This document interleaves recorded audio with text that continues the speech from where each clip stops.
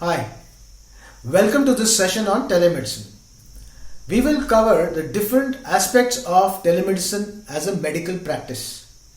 We will try to understand what exactly is telemedicine, what goes into telemedicine, what are the different elements, how do we actually ensure that we practice according to the MCI guidelines and the laws pertaining to telemedicine, how do we utilize telemedicine in our hospitals and in our medical practices, and last but not the least, how do we choose how to practice with a better platform.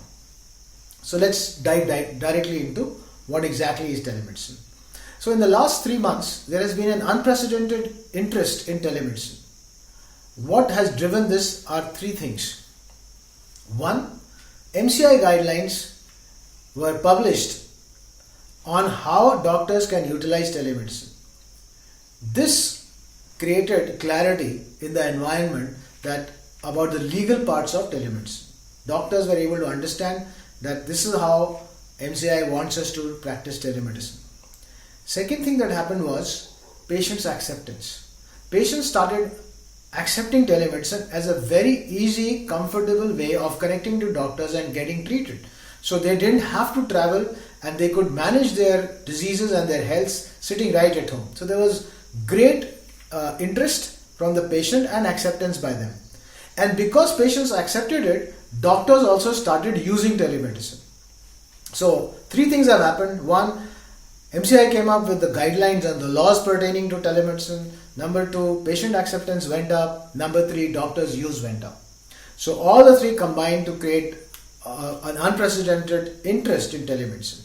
Unfortunately, telemedicine has got skewed towards only one part, which is teleconsultation. But telemedicine is not really just teleconsultation. So to put it simply, telemedicine is providing treatment and care to the patient from a distance by a healthcare provider, which is a doctor, using communication and digital technologies. It's very simple. Treating patients at home using digital and communication technologies. Now, based on this, we must understand that there are some confusions in the market, in the environment. Telemedicine is not e-commerce. So telemedicine is not about producing or is not about providing medicines at home. Telemedicine is not about selling tests online. Telemedicine is actually a serious practice of medicine which involves patient care, patient treatment, patient monitoring and advice by a doctor. So we have now understood what are the different aspects of telemedicine. What exactly are the benefits? So I'll quickly go through the benefits for both doctors and patients. For patients, it's very simple. They are able to access the right treatment at the right cost. So they can access specialist doctors from their small towns and villages. Specialist doctors are generally concentrated in bigger towns and metros. So now through telemedicine, you can actually access them and get consultations. Number two, it reduces their cost substantially. They don't have to travel, they don't have to stay. Therefore, the logistics cost, which can be up to 30 to 40% of their total healthcare cost, is reduced. Number two, it improves their compliance because they are educated better, because they will get instructed better, which is something that I will show you. Their compliance is improved and therefore their clinical outcomes are better and hence their health is far better than what it could be. So net benefits for patients can be put into three. One, access the right doctor. Number two, reduce cost. Number three, live healthier lives. What's the benefit for doctors? Now, doctors actually can access more patients and therefore increase their practice. So their volumes can go up, they can grow their practices well. Number two, they can educate patients better, they can monitor them better and therefore improve the clinical outcomes. When the clinical outcomes goes up and is better, naturally the patient satisfaction is great. So there is a great improvement in the doctor-patient relationship. And when the doctor-patient relationship is great, naturally the doctor's practice goes up. So for the doctor, in a nutshell, one, it gives them increase in their medical practice by accessing more patients, by getting more word of mouth referrals. Number two, their clinical outcomes go up and patient satisfaction definitely improves. So all the three actually are great benefits for doctors. Now, we move to the next part, which is what about the law and what is MCI talking about? Now, this is a big subject, takes a lot of time to cover, but I will just give you the gist in the next 5 minutes. So what is the gist of the MCI guidelines? So MCI guidelines are meant to protect both the doctor's interest and the patient interest. That is the interest. That is the outcome that the MCI guidelines actually create. So what are they talking about? Basically, a doctor has to look after 4 areas. One, ensure that identification happens properly, consent is taken, prescription is legal, records are maintained. So these are the 4 major areas, and I'll delve a little deeper into this. What does it mean by identification? So identification is giving the patient the ability to choose their doctor properly. So which means that the patient cannot go to a platform, pay, and then the platform gives them some doctor whom they did not know or whom they did not choose. So MCI guidelines make it very clear that the doctor's name, their qualifications, experience, etc. should be made available to the patient before they make a choice. So identification of the doctor is important.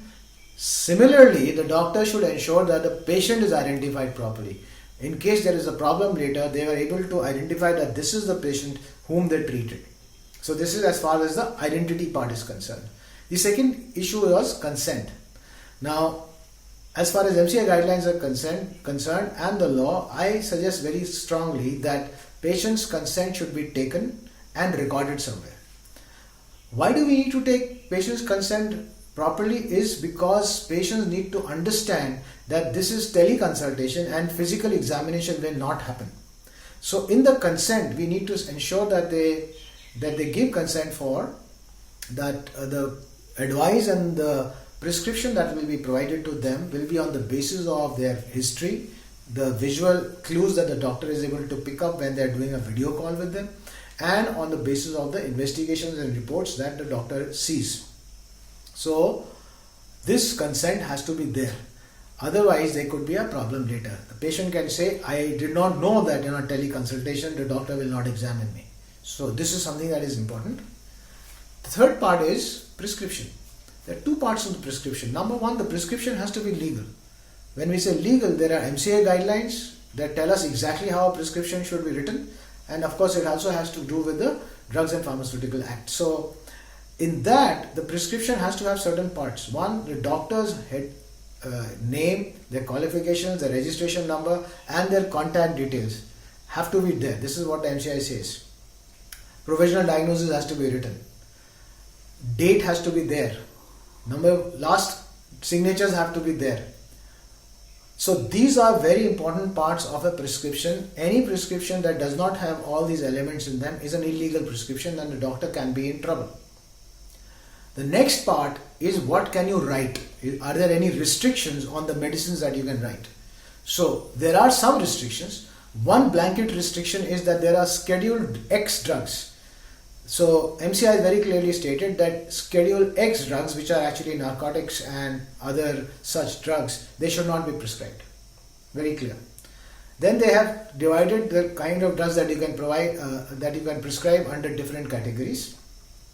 One category is that your patient has come to you for the first time. You can actually prescribe certain drugs to them, which are over-the-counter kind of drugs. If the doctor is confident about the diagnosis, then they can also prescribe antibiotics and other medicines. So this is one kind of patient that comes to you. Second kind of the patient is a follow-up patient. Now, what the MCA guidelines say is that there is no restriction on what you can prescribe to a follow-up patient because you actually seen that patient and have treated them. However, they are saying that within 6 months, the patient should actually come back to you. So, which means that up to 6 months you can, prescribe anything that you want. But after 6 months, it will be good if the patient comes and gets a physical examination by you. In which case, then you can write, for the next 6 months, you can write any other medication. So this is the restriction as far as follow-up consults are done. There is no restriction on antibiotics. Even now, they are included psychotropic drugs also for use in psychiatric medicine. And what MCI very clearly states is the principle. The principle is one, these guidelines are not set in stone. So they will change as feedbacks comes to the MCI authorities. They will change the guidelines. And number 2, the doctors must use their clinical acumen to prescribe. If you are not comfortable, do not prescribe. Ask the patient to come to you. So this is as far as the prescription is concerned. So we've already covered three things. One, we talked about identification. Number two, we talked about consent. Number three, we talked about prescription. Last but not the least, which is most important, are records. Now, under MCIA has very clearly stated that records is a very important part of teleconsultation. So when we talk about records, what we are saying is you must record all the logs, that is when the consult took place, the time, date, etc. Number two, you must have all the prescriptions that you wrote as a record. Number three, you must ensure that everything that went into the consult, that means all the patient's investigation, all their reports, all their x-rays, everything that went into making that clinical decision has to be recorded by you and kept in with yourself. So record maintenance is very important as far as teleconsultation is concerned. So to conclude, MCI guidelines are focused on teleconsultations, and in which they're talking about four major areas: identify, take proper consent, prescribe legally, and maintain records. This ensures that you are safe. Now, we said earlier, telemedicine is about providing treatment and care to patients from a distance. So is teleconsultation the only element of telemedicine? I'm afraid not. Telemedicine has got more elements. Let me explain to you what other elements are there apart from teleconsults. So there is something called patient engagement. That's one major element of teleconsultation, which we will talk of telemedicine, which we will talk about now. The next element is patient monitoring, and last but not the least is screening. And then there are some specific elements which can be used by specific specialties for telemedicine. So telemedicine is not just teleconsultation, but it is actually monitoring, patient engagement, screening, and some specific use cases. So let's delve into that now. What do we mean by patient engagement? Now, when we talk about patient engagement, we are saying that patients, when they come to you, especially now that they have chronic non-communicable diseases, chronic ailments which don't get treated, they need to know more about their disease. The purpose of an NCD management is not to cure, because these diseases are not curable, but to ensure healthier outcomes. Patients live healthier lives free of complications. How does that happen? That happens by 3-4 major things. One, patient needs to comply with doctor's instructions. What are these instructions? They have to take medicines properly in the right dosage at the right time. This is important. Number two, they are not supposed to miss medications. Number three, they are supposed to undertake some lifestyle changes, which could be in terms of exercise, it could be in terms of diet, it could be in terms of activity. So there are some lifestyle changes that every patient has to undergo in order to live a healthier life. Now we all know that we struggle with patient compliance issues. So doctors across the world say that there is only 50% compliance. How can we improve compliance? And this is where patient engagement, monitoring actually come in big time. So you can actually help to improve the patient to comply by using this element of telemedicine. So imagine patient comes to you with diabetes. They want to know more about their disease. They want to know what is diabetes, what is this sugar, what is carbohydrate. So there's a lot of patient education that goes in. Now I know that that there are different agencies and even doctors who hire diabetes educators to provide this education. But imagine this education coming to you in very simple language with a lot of visuals and coming on your mobile phone at intervals, so that you take bite-sized information and absorb it, and you can always go back to it. So this is powerful patient education that can be done on behalf of the doctor to the patient, and the patient receives it on their mobile phones in a very simple manner. This improves their ability to absorb. Today, if you give large chunks of information, people are not able to absorb and digest it. Give simple, reduce medical jargon, make it as visual as possible, make it simple. This is the power of patient education. The second thing is, we want to educate the patients and support them on compliance. So we can give them medical instructions. So after surgery, before surgery, what are they supposed to do? Day in and day out, we find patients who come into surgery are not prepared. So can you imagine a patient is coming in for surgery on day -10, a message goes to them saying you can stop aspirin today, or stop anticoagulants today, start this medication on day 7, day -3, they get a message saying you can have a shave or a bath or whatever. So the night before the surgery, they can be told that you must have a bath before coming in. You should be nil per orum. That means don't take anything by mouth. Ensure that you don't even have a cup of tea. Ensure that you take your morning medications with a sip of water. All these things, if they come to the patient at 10 o'clock in the night and at 6 in the morning, they are better prepared for the surgery. Once they go home after surgery, you get so many instructions and so many questions patients have. We give them big chunks of data or on paper, but they don't really understand it. So just imagine on your mobile phone on day after the surgery, when you reach home, a message comes saying, today take rest, lie down like this, ensure that your head is up, etc., etc. Next day you say, today you can walk. Third day after surgery, it says you can now climb stairs. Or how do we look after your wound? Or what should I eat? Today you have only liquids. Day 3 it says you can have, you can start solids. What kind of solid? You can give them a meal plan. So just imagine doing this systematically these messages coming to the patient at scheduled intervals, and this is how the patient will be able to comply better, because now they are getting bite-sized information, easy to understand, right when they need it. Now, long term, so especially for NCDs, for example, you want the patient to come back for proper follow-ups. You need to give them reminders about taking medications on time.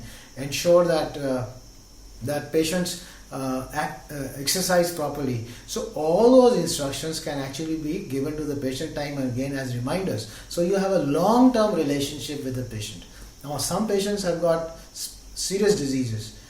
Just imagine a stroke patient. You can actually provide a lot of support to them long term, like this. Cancer patients, cancer groups. So what I'm trying to say to you is, telemedicine is not just teleconsult. Telemedicine is about patient engagement, patient instructions, patient education.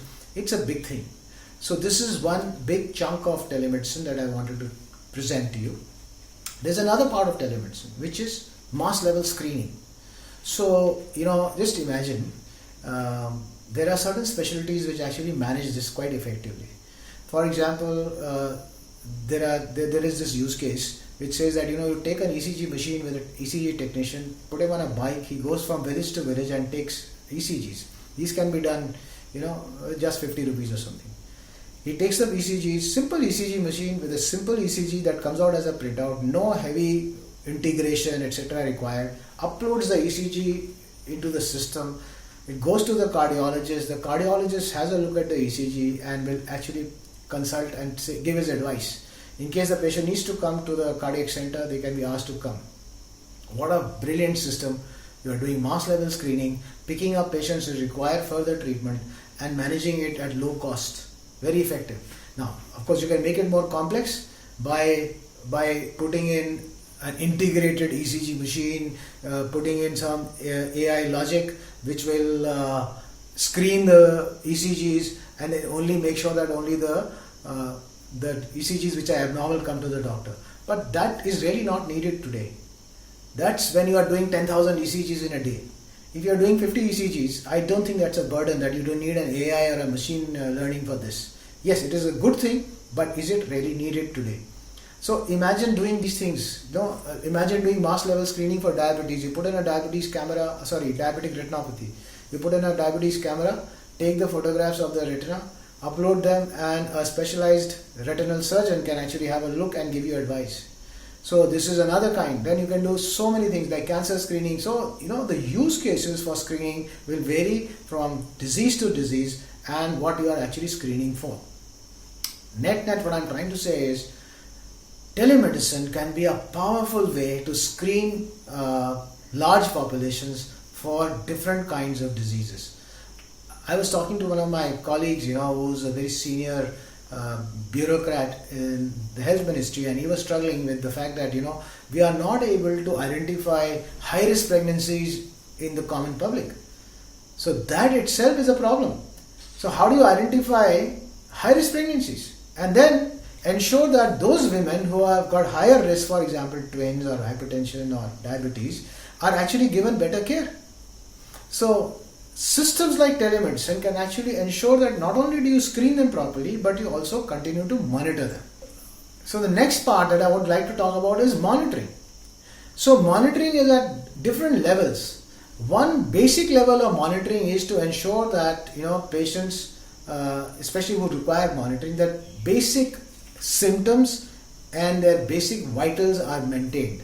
So you might say that I would like to monitor the blood pressure of a patient twice a day, or blood sugar, or I would like to monitor their symptoms. Heart failure patient, I would like to see whether they're getting breathless or just their weight. We know that heart failure, just if you gain weight over the last 2-3 days, is an indicator that the patient may be having water retention and may go into failure. So you can have a monitoring of as simple as weight, blood pressure and things like that, which is basic level monitoring in a dashboard. So every day the patient puts in their parameters, and in case it goes up, and you can build in some alerts, there's an alert that comes in, and the patient can actually get some warning that there is a problem. They can consult with a doctor on the system, and in case the doctor is comfortable, they can get treated from home, or the doctor can call them to the hospital. So just imagine picking up complications early because of basic monitoring. This is what we say dashboards that can be created for non-communicable disease. At the highest level, you can have real-time monitoring of patients, where you put in a ICU grade monitor at the patient's home, and you can pick it up on your mobile phones and people can have a look. So monitoring of patients is a very big element and a very big use case for telemedicine. Unfortunately, there's not much work happening there, but this is the future. This is where we combine the teleconsult, the mass screening and continuous monitoring over a period of time to keep the patients healthy. So this is the element of monitoring. So we've covered the different elements of telemedicine. One, we said it's about teleconsult, and we went into greater depth into teleconsultations. Then we talked about patient engagement, and we talked about more about education, instructions and better compliance. Now we talked about screening. Last but not least, we talked about monitoring. Now to conclude, one area that doctors keep asking is, which is the best platform? How do we choose, which mode to use for teleconsults? So my clear suggestion is, there are 3 or 4 areas under which you will evaluate a teleconsultation mode. 1, is it user friendly? Number 2, is it economical? Number 3, does it help you to comply with MCI guidelines, and does it keep you legally free and legally protected? So let's look at the 4 major ones that we have. The first one is an audio call. In a telephonic call, very easy to use, quite cheap. Unfortunately, these are the only 2 pros. The cons are a big lot. Does it help you to record consent? No. Does it help you to create proper records so that they can be produced in court? No. Are the records editable? Yes. Can they be tampered with? Yes. So they will have no real value in the court. Last but not the least, can you prescribe legally? Not really. So all these things ensure that may be easy to consult, but basically the doctor is seriously vulnerable because they are violating the MCI guidelines, and in case there is a problem, they can be in case there is a complaint, they can be in serious legal issues. When you come down to the second mode that people use is what we call video call. So you can use a WhatsApp call or a Skype or Zoom. Again, the same principle. It is slightly better than an audio call. However, the problem lies with record maintenance, consent, legal prescription, and the ability to produce this whenever required. So better than telephone, but still keeps the doctor seriously legally vulnerable because you're actually violating the guidelines. Third thing that people use quite frequently is a chat system. Now, do chat systems, are they effective? Very easy to use. But can you identify the patient or the doctor? Not really. There is no record for identification. Can you prescribe legally? Is the prescription legal? Not really. Can you maintain this record? Not really. Can you see X-rays and reports and then put them in the same record? Not really. So again, chat is probably the worst of them all, because you just don't have any records properly, which you can produce in a court of law or in case an authority wants it. So precisely these are the problems with telephone, video calls and chat systems. So ideally, if you are serious about telemedicine practice, you should actually choose a RISE platform. A good telemedicine platform will have the following. One, it will allow you to do a video call. Video call means that you can actually take verbal clues from the patient. You can actually see skin lesions. You can actually see the wound. You can take photographs and do a lot of things which you can't do over audio and chat. Number two, the system should ensure that you are able to be identified properly. Number three, you should be able to take a consent automatically and record it. Number four, you should be able to generate a proper legal prescription. Last but not the least, the system should keep all these records in one place so that you can also access them, and in case you need to show them before an authority, you can do so easily. So choose a e-platform system or a telemedicine platform which helps you to not only make it easy to consult, but also ensures that you are legally secure. So this is the advice that I give for this kind of stuff. Now, last but not the least, let's conclude. So we have covered what exactly is telemedicine, where we said that telemedicine is basically the use of digital and communication technologies to actually treat patients and manage them from home. Telemedicine is not e-commerce. Telemedicine is not supplying medicines or supplying tests. Telemedicine is a serious medical practice. That's the first part. Telemedicine is not just e-consultation. Telemedicine is about patient engagement. It's about screening. It's about monitoring. So telemedicine is a far bigger and more comprehensive practice than just consults. Then we said we must choose the right platform, be very careful about what we choose. And last but not the least, we have to ensure that we know how to use it, which is specific to specific specialties. A nephrologist, cardiologist, surgeon, all of them can use telemedicine very powerfully, except that they need to use it according to their specialty. So they have to modify it. So as a doctor, I can pick up a stethoscope or an ultrasound machine or a laparoscope and I can use it. But the laparoscope doesn't tell me how you can use it. You see, I just use the laparoscope the way I want to, and then I innovate. Similarly, technology is just a tool, but telemedicine is a serious medical practice, and that's something that I hope that I've been able to clarify. Thank you very much for listening to this session. My best wishes to all of you. Thank you.